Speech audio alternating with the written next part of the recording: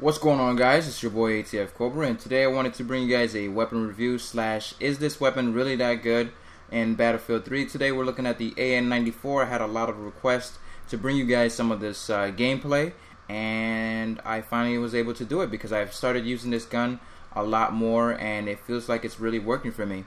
And I'm glad that you guys did recommend me to actually review this gun because I wanted to talk about it because it feels very controversial. And the reason for that is because this gun, it feels like when you first start off with it, it's extremely difficult, especially learning how to manage the 2-round burst.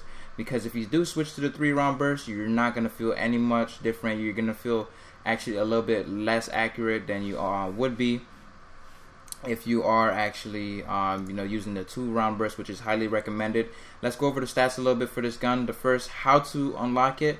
You unlock this gun at 166,000 assault score in the assault class, and this weapon, the AN-94, does sport a 30 round magazine with one in a chamber, and also damage is at 25 maximum, 18.4 minimum, and that 18.4 minimum is actually up to 50 meters, which is ridiculous as well.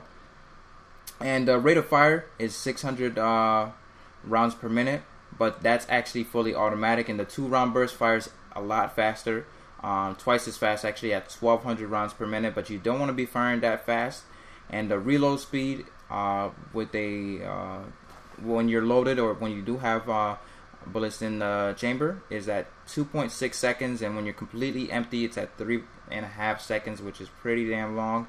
And basically for the AN-94, it is a medium to long range assault rifle.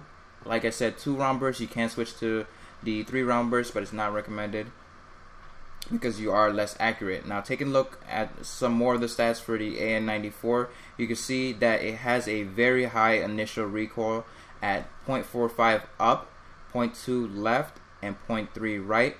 And the AN-94 is actually on par with the G3A3 at 0.45 up. They have a very high initial recoil, which kind of makes this gun a little bit harder to use.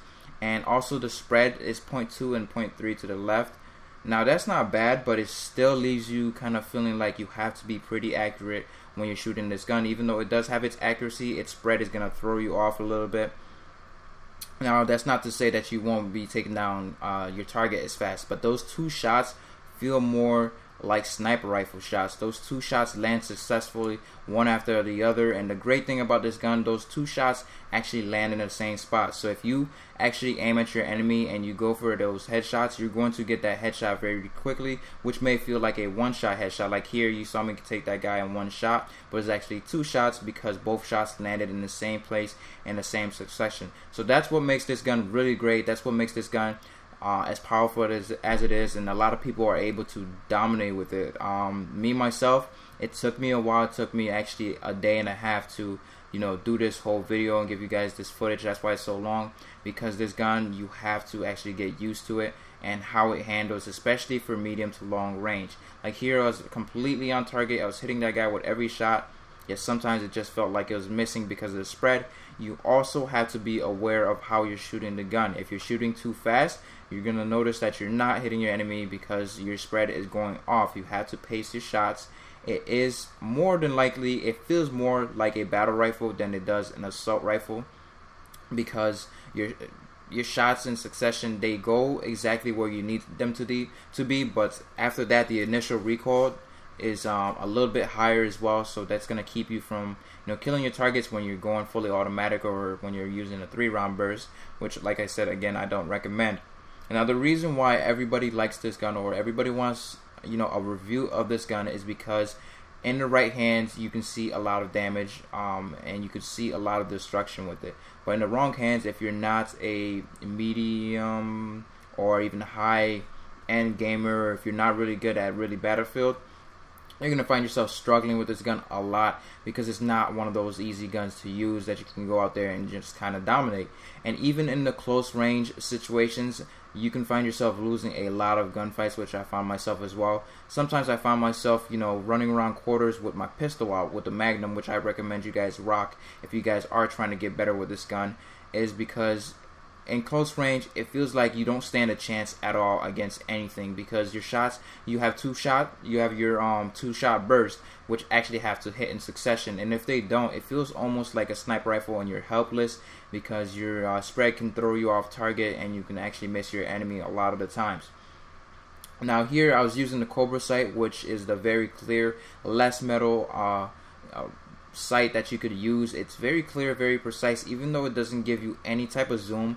It's pretty good for taking out medium range targets, and you can use bigger scopes on this weapon, but I don't really like scopes, because when you zoom in with a scope, your recoil is actually exaggerated to a point. It's going to show that you have a lot more recoil than you really do, than when you're actually using a regular scope or a smaller scope, which people think bigger scopes mean more recoil. It's not really that. It's just because you're seeing more of your weapon, more of the screen, and that exaggerates the recoil, and that's why it feels like all these scopes, the larger scopes, feel like they're giving you a lot more recoil when they really are not. Now the other thing that I did love about the AN-94 is its 30-round magazine, which means you can fire and take out a lot of enemies, but it does feel sometimes like I do run out of ammo, because of the fact that it does fire pretty fast, especially with the 2-round burst. It fires really fast at 1,200 rounds per minute, and sometimes I find myself in medium range, or when I'm being shot at, it feels like this gun actually does work. Unlike some weapons or some sniper rifles or battle rifles, it feels like when you're being fired at, or when you're suppressed with those weapons, you can't really fire back. But with the AN-94, it feels like you can actually fire back and hold your own, because the weapon is extremely accurate. Now the reason I think controversially this gun is one of those guns that half of the people will like it and the other half will hate it, is because they don't know how to manage the weapon. Just like every weapon in Battlefield 3, there's going to be a way to use it and a way not to use it, and if you are not using it in the proper way, you're not going to find yourself being successful using it. So here's some tips and tricks as well on how to use the AN-94. Attachments I recommend are just plainly the Cobra sights, and that's just about it. Foregrip, you're gonna kill this gun. Accuracy, because with the foregrip you do get a aim down accuracy penalty. Don't know exactly how that works, because in real life you would think that aiming down with a foregrip will give you better aim down accuracy, but I don't know. DICE is the makers, they make the rules, they make these weapons exactly how they are. Now the Cobra sight, like I said, it helps you be a little bit more accurate than the bigger scopes. The bigger scopes I recommend on high bigger maps that have a lot of viewpoints and a lot of long corridors, but here I'm playing Operation Metro for the most part, which actually is a really great place to test out weapons, because there's a lot of medium range, close range, and it's going to put you in a lot of situations that you probably would like to be in if you're a pretty decent gamer. But yeah, and I was using it for the most part in medium range, and it does serve its purpose sometimes, but when you get caught close range and you have to spray your enemy, you're better off aiming down sight, even if you actually do lose your target, because if you're hip firing, it feels like you're not hitting anything at all. I mean, the spread is not too bad. I just don't understand. I think it's more because of the initial recoil that throws you off than anything else, because like hip firing just doesn't feel accurate at all. I mean, at least for me, I've seen a lot of videos where people go on tears with this gun and just completely destroy. But I don't know if they're just playing against bad players or if they're really good with this gun. I mean, this gun is pretty good. The damage is on par with all the assault rifles, but the damage drop off, which is at actually 50 meters, means that you're going to be doing 25 damage up to 50 meters. Now look at all the map that I'm playing in, Operation Metro.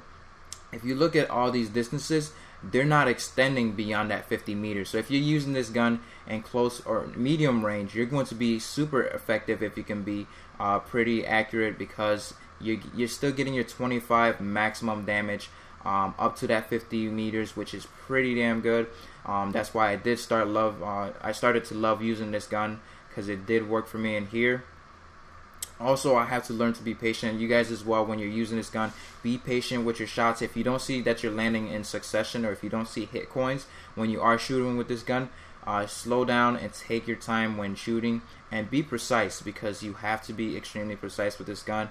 Where you shoot needs to be exactly where the enemy is at, because they're not giving you any sweet spots where you can actually hit your enemy and, you know, kind of get that hit coin or get that kill, because you kind of hit them. You have to be directly on point. Now, like I said, if you guys are willing to try out this gun, it's kind of difficult to use at first, but after, I don't know exactly how many kills with it, but after a couple kills, or after an hour or two, or even a day, I felt like I knew how to use the gun inside and out, and it felt really great. Now, it did feel like it was on par with the assault rifles, because, you know, assault rifles, they shoot automatically, and you can get killed fast, just as fast with a burst fire weapon as you can with an assault rifle, because that burst fire weapon is shooting 2 shots in success, but it's also, you can shoot as fast as the assault rifles if you want to at that range. And the only thing, or only advantage that you have over assault rifles also is that accuracy and the 2 shots that are going in succession.